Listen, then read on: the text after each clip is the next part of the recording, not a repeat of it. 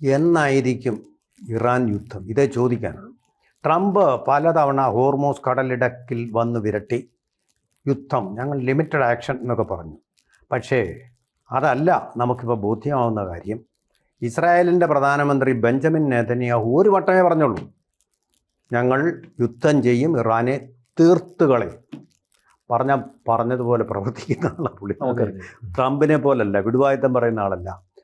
തന്നെയല്ല, ഇന്ത്യൻ പ്രധാനമന്ത്രി അതിനനുസരിച്ച് ഇസ്രായേലിൽ നിന്നുള്ളൊരു കമ്മ്യൂണിക്കേഷൻ കൊണ്ടായിരിക്കും വളരെ മുമ്പേ തന്നെ പറഞ്ഞു, ഇന്ത്യക്കാരെല്ലാം എത്രയും വേഗം ആ നാട് വിട്ടുപോരാ. അപ്പോൾ ഇപ്പം ഇസ്രായേലിലേക്ക് പോവാണ് പ്രധാനമന്ത്രി, നമ്മുടെ പ്രധാനമന്ത്രി നാളെ നമ്മൾ ഈ സംസാരിക്കുന്നതിൻ്റെ പിറ്റേ 25-26 തീയതികൾ. അപ്പോൾ എങ്ങനെയായിരിക്കും യുദ്ധത്തിൻ്റെ ഒരു രീതി? എങ്ങനെയായിരിക്കും അതിൻ്റെ ഒരു എന്തൊക്കെ പ്രശ്നങ്ങളായിരിക്കും അവിടെ ഉണ്ടാവുക? മൊത്തത്തിലെ ജിയോ പൊളിറ്റിക്സിൽ എന്ത് സംഭവിക്കും? യുദ്ധം ആയിക്കഴിഞ്ഞാൽ ലോകത്ത് മൊത്തം അത് ബാധിക്കുന്ന രീതിയിലേക്കുള്ള യുദ്ധം തന്നെ ആയിരിക്കും. കാരണം അത് വ്യാപിക്കും. ഒരു 3-ാം ലോക മഹായുദ്ധത്തിന്റെ രീതിയിലേക്ക് കാര്യങ്ങൾ പോകും എന്ന് ഭയക്കുന്നുണ്ട് ലോകരാജ്യങ്ങൾ.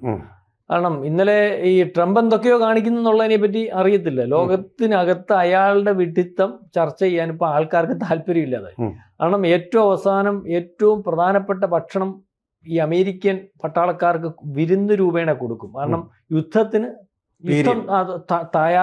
ഇനി അത് കഴിഞ്ഞാൽ യുദ്ധമാണ്. അത് അങ്ങനെ അതിന്റെ പേര് ഞാൻ ഓർക്കുന്നില്ല. ആൾക്കാർ സപ്പർ പോലെയല്ല, ഈ നമ്മൾ പറയത്തില്ലേ, അവരുടെ ഏറ്റവും വില കൂടിയതും ഏറ്റവും ഈ വിശിഷ്ടമായിട്ടുള്ള ഭക്ഷണമാണ്. അത് സ്ഥിരമായിട്ട് അങ്ങനെ ഉള്ളതാണ്. അത് കൊടുത്തു കഴിഞ്ഞാൽ പിന്നെ യുദ്ധമാണെന്നാണ്, യുദ്ധത്തിന് മുമ്പേ ആണത് കൊടുക്കുന്നത്. കാരണം അത്രയ്ക്ക് ആദരിച്ച് ബഹുമാനിച്ച് അവരെ ആ ഉദ്യമത്തിലേക്ക് വിടുന്നു എന്നുള്ളതാണ് അവരുടെ ബഡാഖാന പോലെ. അല്ലാതെ അവസാന സപ്പർ എന്ന് പറയാൻ പറ്റത്തില്ലല്ലോ. ശരിയല്ല, അങ്ങനെ ഒരു രാജ്യം ആഗ്രഹിക്കത്തില്ല. ചിലപ്പോ ആയിരിക്കാം. യുദ്ധത്തിന്റെ കാര്യം അങ്ങനെയാണ്.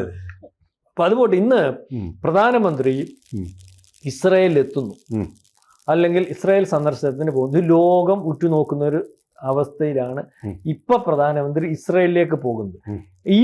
ഇപ്പം പ്രധാനമന്ത്രി ഇസ്രായേലിലേക്ക് പോകുന്നതിന്റെ ഉദ്ദേശം പറയുന്നത് നമ്മുടെ പ്രതിരോധ കരാറുകൾ വലിയ വലിപ്പത്തിലാക്കുന്നതിനും ഇസ്രായേലുമായിട്ടുള്ള ആയുധ കച്ചവടത്തിനകത്ത് നേരത്തെ ഉള്ളതിനെക്കാട്ടിൽ കൂടുതൽ വലിപ്പത്തിലാക്കുന്നതിനും ഒക്കെയാണ്. കാരണം ഇസ്രായേലിന് താല്പര്യം നമ്മൾ ഈ പറയുന്ന അവരുടെ ആയുധങ്ങൾ ഇവിടെ വെച്ച് നിർമ്മിക്കുന്നതിനാണ്. നമ്മൾക്ക് അവരുടെ പ്രതിരോധ ആരോ സംവിധാനവും അല്ലെങ്കിൽ നമ്മൾ സിന്ദൂറിനകത്ത് ഉപയോഗിച്ച ചില മിസൈലുകളുമൊക്കെ, ആ മിസൈലുകൾ നമുക്ക് സിന്ദൂർ ഓപ്പറേഷന് വലിയ ഗുണം ചെയ്തു, അല്ലെങ്കിൽ പാകിസ്ഥാനെ ഇല്ലായ്മയാക്കുന്നതിന് അത് വളരെ പ്രയോജനം ചെയ്തു. അത് ഇവിടെ വെച്ച് നിർമ്മിക്കുന്നതിന് വേണ്ടിയുള്ള കാര്യം എന്ന് പറഞ്ഞാൽ ഇസ്രായേലിന്റെ ശത്രുക്കളായിട്ട് ഈ ലോകത്ത് പല രാജ്യങ്ങളുമുണ്ട്.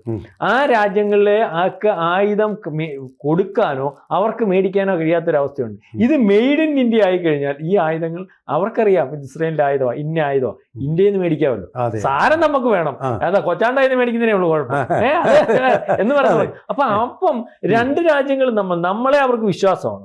അപ്പൊ പ്രതിരോധ സംവിധാനം നമ്മളും അവരും കൂടെ കൂടുതൽ വലിപ്പത്തിലാകും. ആയുധ കച്ചവടം ഇന്ത്യയിൽ കൂടിയാകും. ഇന്ത്യക്ക് വലിയ ഗുണമാണ്. അവർക്കും ആയുധ കച്ചവടം ചെയ്യാം, അവർക്ക് ചെയ്യാൻ പറ്റാത്തത് ചെയ്യാം. നമ്മൾക്ക് ഈ പറയുന്ന റഷ്യയുടെ ആയാലും കൊള്ളാം, ഇസ്രയേലിന്റെ ആയാലും കൊള്ളാം, ഫ്രാൻസിന്റെ ആയാലും കൊള്ളാം, ജർമ്മനി കപ്പൽ നമ്മുടെ ഇവിടെ വെച്ചാൽ നിർമ്മിക്കാൻ പോകുന്നത്. എല്ലാം ഇനി ഇന്ത്യയിലാണ് നിർമ്മിക്കുന്നത്, പല രാജ്യങ്ങളിൽ. അപ്പൊ നമ്മൾ ലോകത്തിലെ ഏറ്റവും വലിയ ആയുധ കച്ചവടക്കാരനായിട്ട് മാറുക. ഇപ്പൊ തന്നെ 35,000 കോടി രൂപയുടെയാണ് 10 കൊല്ലം കൊണ്ട് ആയുധ കച്ചവടം നടന്നത്. ഇത് 50,000 കോടി രൂപ ആവുന്നതിന് വേണ്ടി 2 കൊല്ലത്തെ കാര്യമേ ഉള്ളെന്ന് പറഞ്ഞു. അപ്പൊ അതൊക്കെ അവിടെ നിൽക്കട്ടെ. അപ്പൊ ഇസ്രായേൽ അങ്ങോട്ട് പോകുന്ന കാര്യം നമ്മൾ പറഞ്ഞു. ഇപ്പം ഇന്നലെ പാർലമെന്റിൽ ഇതുവരെ ഇല്ലാത്ത ഒരു ജൽപ്പനം എന്നൊക്കെ പറയത്തില്ലേ, അത് ഇതുവരെ ഉണ്ടായിരുന്നു. എത്രയോ ദിവസം കൊണ്ട് അമേരിക്ക ഒരുക്കുവാണ് ഇസ്രായേൽ അല്ലെങ്കിൽ ഇറാനെ അടിക്കാൻ. എന്തെല്ലാം ലോകത്ത് അമേരിക്കൻ പ്രസിഡന്റ് വിളിച്ചു പറഞ്ഞു. ഇതിൻ്റെ ഇടയ്ക്ക് നെതന്യാഹു അമേരിക്കൻ പ്രസിഡന്റുമായിട്ട് ചർച്ച നടത്തിയല്ലോ. അതിനുശേഷവും ഈ പറഞ്ഞ യുദ്ധത്തിന്റെ കാര്യമൊന്നും വെളിയിലൊന്നും പറഞ്ഞില്ലല്ലോ. അപ്പോഴും ജിയോ പൊളിറ്റിക്സിലും അല്ലെങ്കിൽ ദേശീയ മാധ്യമങ്ങളും പറഞ്ഞു ഇനി യുദ്ധം ഉണ്ടാകാനുള്ള സാധ്യതയുണ്ട്. കാരണം നെതന്യാഹുവും ഒരു പക്ഷേ ട്രംപുമായിട്ട് സംസാരിച്ചത് യുദ്ധം എങ്ങനെ ആകണം, എങ്ങനെ ചെയ്യണം, അടിച്ചാൽ എങ്ങനെയൊക്കെ അടിക്കണം, അതായിരിക്കുമല്ലോ ഈ ഒരു കാര്യം സംസാരിച്ചത്. എന്നിട്ട് പോലും ഒന്നും പറഞ്ഞില്ല. പക്ഷെ ഇന്നലെ പാർലമെന്റിൽ പറഞ്ഞു ഒന്നുമല്ല. കാരണം ഇറാൻ കഴിഞ്ഞ ദിവസങ്ങളിലൊന്നും പറയും നമ്മൾ കേട്ടില്ല, ഞങ്ങൾ നെതന്യാഹുവിനെ അടിക്കുമെന്നോ അല്ലെങ്കിൽ ഇസ്രായേലിനെ അടിക്കുമെന്നോ. ഇറാൻ ആശങ്ക പറയുന്നുണ്ട്, എന്തുവാരും അമേരിക്ക അടിക്കുന്നത് ഇസ്രായേൽ വഴിയായിരിക്കും, അല്ലെ ഇസ്രായേൽ എൻ്റെ കൂടെ കാണും, അല്ലാതെ വരത്തില്ല. കാരണം അത് അപ്പൊ ഇന്നലെ പാർലമെന്റിൽ പറഞ്ഞു ഞങ്ങളെ അടിച്ചാൽ, ഇറാൻ ഞങ്ങളെ ആക്രമിക്കുന്ന ഒരവസ്ഥ ഉണ്ടായാൽ കഴിഞ്ഞ 12 ദിവസം നീണ്ടുന്ന ഒരു യുദ്ധമാണല്ലോ, രണ്ടുപേർക്കും ശകലം കാഷ്വാലിറ്റിയും അല്ലെങ്കിൽ പ്രദേശങ്ങളും ഒക്കെ. ഇസ്രായേലിന് ചില ബുദ്ധിമുട്ടൊക്കെ.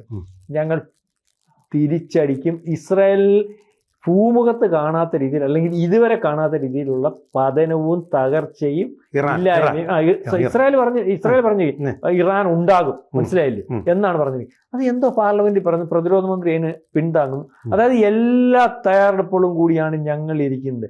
ഒരു പക്ഷേ യുദ്ധം തുടങ്ങുന്നതിന് വേണ്ടി നേരത്തെ അമേരിക്ക പറഞ്ഞപ്പോൾ ഇപ്പം യുദ്ധം വേണ്ട എന്ന് നെതന്യാഹു പറഞ്ഞു. അന്ന് ലോകമാധ്യമങ്ങൾ ചർച്ച ചെയ്തെന്ന് ഒരുങ്ങിയിട്ടുണ്ടാവില്ല, കരുതലെടുത്തിട്ടുണ്ടാവില്ല. അത്തരത്തിൽ കരുതൽ വേണ്ട ഒരു അവസ്ഥയുണ്ട്. ഇറാൻ അത്ര ചെറിയ രാജ്യമല്ല. ഇറാനിലെ മിസൈൽ ശേഖരം അത്ര ചെറിയ തോതിലല്ല.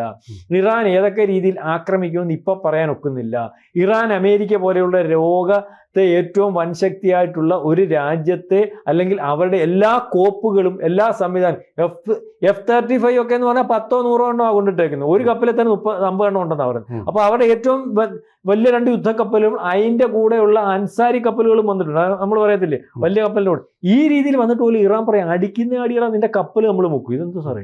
അല്ല നമുക്ക് എന്തുവായാലും ഒന്നെങ്കിൽ ഇല്ല പ്രാന്തുള്ളവനെ പറയത്തുള്ളൂ. ഇല്ല ഇന്നലെ TG ഏതാണ്ട് ഇതിനകത്ത് പറഞ്ഞല്ലേ, എടാ ട്രംപിനെക്കാട്ടി പ്രാന്തനാ കമീനി, അപ്പൊ സൂക്ഷിക്കണമെന്ന് പറഞ്ഞല്ലേ. അടിച്ചാൽ നിന്നെ ഞങ്ങൾ തീർക്കുമെന്നാ പറയുന്നത്. മാത്രമല്ല അങ്ങോട്ട് ഡ്രോൺ അയക്കുക. ഇന്നലെ അവന്മാര് ഏറ്റവും രഹസ്യമായിട്ട് എല്ലാ വയർലെസ് സംവിധാനവും അല്ലെങ്കിൽ എവിടെ കൂടെ ഏത് കപ്പൽ സഞ്ചരിക്കുന്നു അറിയാൻ പറ്റാത്ത രീതിയിൽ രഹസ്യമായിട്ട് വന്നുകൊണ്ടിരിക്കുന്നതിന്റെ മൊത്തം ഫോട്ടോ എടുത്ത് സോഷ്യൽ മീഡിയയിൽ കണ്ടോ.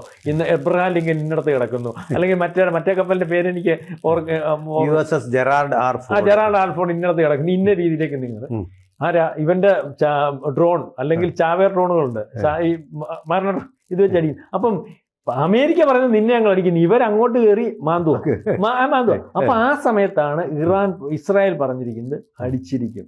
സാർ ആര് പറഞ്ഞില്ല, ഇസ്രായേൽ പറഞ്ഞാൽ അടിച്ചിരിക്കും. കാരണം ഇതിനകത്ത് ഇറാന്റെ ബലം എന്ന് പറയുന്നത് നമ്മൾ മനസ്സിലാക്കണം. ഇന്ത്യ പറഞ്ഞിട്ടുണ്ട് ആവശ്യമില്ലാതെ ഇറാനെ കയറി ചൊറിയേണ്ട കാര്യമില്ല. കാരണം ഹോർമൂസ് കടലൊടുക്ക് നമുക്കൂടെ ബാധ്യതയുള്ള. മാത്രമല്ല ആ മേഖല അമേരിക്കയുടെ കയ്യിലായാൽ ഈ പറയുന്ന പോലെ നമുക്കുൾപ്പെടെ ഉള്ളവരുടെ വ്യാപാരത്തെ ബാധിക്കും. നമ്മുടെ അവിടെ തുറമുഖമൊക്കെ ഉണ്ടല്ലോ. ഇറാൻ നമുക്ക് ആര് ഭരിക്കുന്നു, എന്ത് ഭരിക്കുന്നു, എങ്ങനെ ഭരിക്കുന്നില്ല. ഇറാൻ കാലം 58 തൊട്ട് നമ്മുടെ സുഹൃത്താണ്. ആര് വന്നാലും ഖമേനി വന്നപ്പോഴും നമ്മളുമായിട്ടുള്ള സുഹൃത്തുക്കളാണ്. നമ്മുടെ വ്യാപാര ബന്ധത്തിനകത്ത് മറ്റിനകത്തൊന്നും കുഴപ്പമില്ല. ഇറാൻ നമ്മളോട് ഭീകരവാദത്തെ ഇങ്ങോട്ട് കയറ്റി അയക്കുന്നില്ല. ഇടയ്ക്ക് വെച്ച് കാശ്മീരിൽ ഒരു വിഷയം പറഞ്ഞ് നിർത്തിക്കോ, ഇനി ആ സംസാരം വേണ്ട. അന്നേരം ഖമേനി നിർത്തുകയും ചെയ്തു. അപ്പം ഈ ഇറാൻ ഈ ബലത്തിന്റെ കാര്യം എന്ന് പറഞ്ഞാൽ ഒന്ന് ഇന്ത്യ, 2 ചൈന പരസ്യമായിട്ട് പറഞ്ഞിട്ടുണ്ട്. കാരണം ചൈനയ്ക്ക് ഇനിയും ആകപ്പാടെ ക്രൂഡ് ഓയിൽ മേടിക്കണമെങ്കിൽ ഒരു രാജ്യം ഇറാൻ മാത്രമേ. ചൈന ഒരു മിസൈൽ കൊടുത്തിട്ടുണ്ട്, അമോണിയ ഇന്ധനമായിട്ട് ഉപയോഗിക്കുന്നത്. അത് അമേരിക്കയെ വരെ എത്താൻ വേണ്ടി ലോങ് റേഞ്ച് ആണ്. അപ്പം ചൈന പറഞ്ഞിട്ടുണ്ട് വേണ്ട, ചൈനയുടെ നിലനിൽപ്പിനെ കൂടെ ബാധിക്കും. ഇനി ഇവിടും കൂടെ ഇന്ധനം കൊണ്ടുപോകുന്നതിന് അമേരിക്ക ഹോർമൂസ് കടലൊക്കെ അമേരിക്ക കയ്യിലേക്ക് കഴിഞ്ഞാൽ അവർക്ക് ഇന്ധന സപ്ലൈയുടെ കാരണം വെനിസുലയിൽ നിരന്ന് 80% നിർത്തി. അത് പിന്നെ ഈ റഷ്യ പറഞ്ഞിട്ടുണ്ട്, റഷ്യയുടെ എല്ലാ ചർച്ചകളും നടന്നു. റഷ്യ പറഞ്ഞിട്ടുണ്ട് റഷ്യയുമായിട്ടൊരു രഹസ്യ കരാർ പോലും ആയിട്ടുണ്ടെന്നാണ് പറയുന്നത്. അതിനാണ് ട്രംപ് പറഞ്ഞു ഞാനെല്ലാം അറിഞ്ഞാലെന്തോ.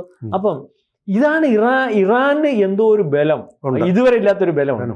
ആ സമയത്ത് തന്നെ ഇന്നലെ അപ്പം ഇറാന്റെ ബലം അല്ലെങ്കിൽ തുടങ്ങിക്കഴിഞ്ഞാൽ ആദ്യമേ ആക്രമിക്കാൻ സാധ്യതയുള്ള രാജ്യങ്ങളുടെ കൂട്ടത്തിൽ ഒന്നാമതായിരിക്കും ഇറാൻ ലിസ്റ്റ് ചെയ്തേക്കുന്ന നെതന്യാഹുവിന്. അവരുടെ രഹസ്യാന്വേഷണ സംവിധാനത്തിന്, അവരുടെ രീതികൾക്കോ അവരുടെ കാര്യങ്ങൾക്കോ ഒക്കെ ഇതെല്ലാം അറിയാൻ സാധിക്കും. അതുകൊണ്ടാണ് പറഞ്ഞത് അടിച്ചാൽ നിന്നെ തീർത്തിരിക്കും. അവസാനമായിട്ട് എനിക്കൊരു സംശയമുള്ളത്, ഇപ്പോൾ 26-ാം തീയതി ചർച്ച നടക്കാൻ പോകണം ഒമാനി വെച്ചിട്ട്. 26-ാം തീയതി തീരുമാനിച്ചിരിക്കുക. ഈ ചർച്ചയിൽ ഇറാൻ വഴങ്ങാൻ വേണ്ടി ഉള്ള ഒരു സമ്മർദ്ദതന്ത്രം മാത്രമായിരിക്കില്ല. ഇതിനകത്ത് വഴങ്ങാനല്ല, ഇതിനകത്ത് വലിയൊരു കാര്യമുണ്ട്. ഇനി ഇതിൽ കൂടുതൽ എന്തോ വഴങ്ങാൻ എല്ലാം ആ ചർച്ചയ്ക്ക് അത് ഡീറ്റെയിൽസ് അറിഞ്ഞു പോയി നോക്കണം. എല്ലാ രീതിയിലും വഴങ്ങിയിട്ടുണ്ട്. എല്ലാ രീതിയിലും വഴങ്ങുമ്പോൾ ഒരുത്തൻ്റെ അടുത്ത് നമ്മൾ ഒരുത്തനെ അടിക്കാൻ വേണ്ടി ഒരു കാരണം കണ്ടെത്തുന്ന പോലെ വീണ്ടും വീണ്ടും വീണ്ടും വീണ്ടും വീണ്ടും അത് പറ്റത്തില്ല, ഇത് പറ്റത്തില്ല, അത് പറ്റത്തില്ല, ഇത് പറ്റത്തില്ല എന്നുള്ള പണ്ട് സദാം ഹുസൈന്റെ ആക്രമണം നടത്തിയ പോലെ അമേരിക്കയുടെ ഒരു ശൈലിയായിരുന്നു. കാരണം എണ്ണ വ്യാപാരത്തിനകത്ത് ഇയാളെ പങ്കാളിയാക്കാം, നിങ്ങളുടെ കയ്യിൽ നിന്ന് ആയുധം, അമേരിക്കയുടെ ആയുധം മേടിക്കാന്ന് വരെ പറഞ്ഞു ഇറാൻ കഴിഞ്ഞ ദിവസം ചർച്ചയിൽ. മനസ്സിലായില്ലേ? അപ്പൊ എന്തു വന്നാലും ഇറാനെ ആക്രമിക്കണം എന്നുള്ള രീതിയിലേക്ക് കാര്യങ്ങൾ കൊണ്ടുപോകുന്നുണ്ട്.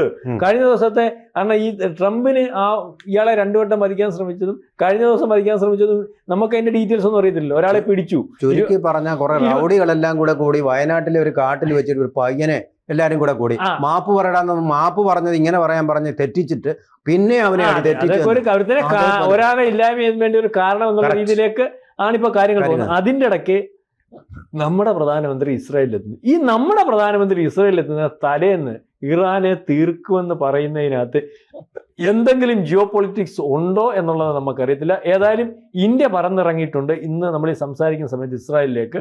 ഇന്നലെ ഇസ്രായേൽ ഇറാനെ തീർക്കുമെന്ന് പറഞ്ഞിരിക്കുന്നു. ഈ ഒരു വർത്തമാനം ലോക മാധ്യമങ്ങൾ ഇന്ന് ചർച്ച ചെയ്തുകൊണ്ടിരിക്കുകയാണ്. എന്താണ് കാര്യം? കാരണം ഇന്ത്യ എന്ന് പറയുന്ന രാജ്യം പലയിടത്തും യെസ് മൂളേണ്ടതായിട്ടുണ്ട് ഇന്ന് ലോകത്ത് എന്ന് വിചാരിക്കേണ്ട ഒരു ജിയോ പൊളിറ്റിക്സ് ഇന്ത്യയിലുണ്ട്. അത് നമ്മളീ പറയുമ്പോൾ ചിലർക്കൊക്കെ ഇഷ്ടപ്പെടത്തില്ല, എന്നാലും ആ രീതിയിലേക്കൊക്കെയാണ് കാര്യങ്ങളുടെ. ഇന്ത്യ അവഗണിക്കാൻ പറ്റാത്ത ശക്തിയായിട്ട് ഇന്ത്യ അവഗണിക്കാൻ പറ്റാത്ത ശക്തിയായിട്ട് മാറുന്നു. ഇന്ത്യ ഇസ്രായേലിലേക്ക് ഈ അവസരത്തിൽ ചെല്ലുകയും ഇസ്രായേൽ ഞങ്ങൾ ഇറാനെ തീർക്കാൻ പോവുകയാണെന്ന് പറയുന്നതിനകത്ത് ഇന്ത്യയുടെ എന്തെങ്കിലും കാര്യമുണ്ടോ, അല്ലെങ്കിൽ ഇന്ത്യയുമായിട്ട് ആലോചിച്ച് എന്തെങ്കിലും തീരുമാനിച്ചിട്ടുണ്ട്? ഇറാനെതിരെ ഒരു നീക്കം നടത്തില്ല, അല്ലെങ്കിൽ ഇതിനകത്തൊരു ഇറാനെ നമുക്ക് തഴയാൻ പറ്റുന്ന ആളല്ല.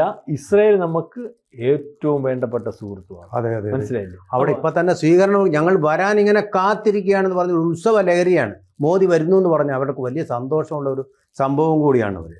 അപ്പോ എന്തോ ഒന്ന് സംഭവിക്കുന്നു. അത് ഇന്ത്യൻ പ്രധാനമന്ത്രി ഇസ്രായേലിലേക്കും പോയിരിക്കും. കൂടുതൽ വാർത്തകളും വിശേഷങ്ങളും നിങ്ങളിലേക്ക് എത്താൻ ABC മലയാളം സബ്സ്ക്രൈബ് ചെയ്യുക, ബെൽ ബട്ടണും അമർത്തുക.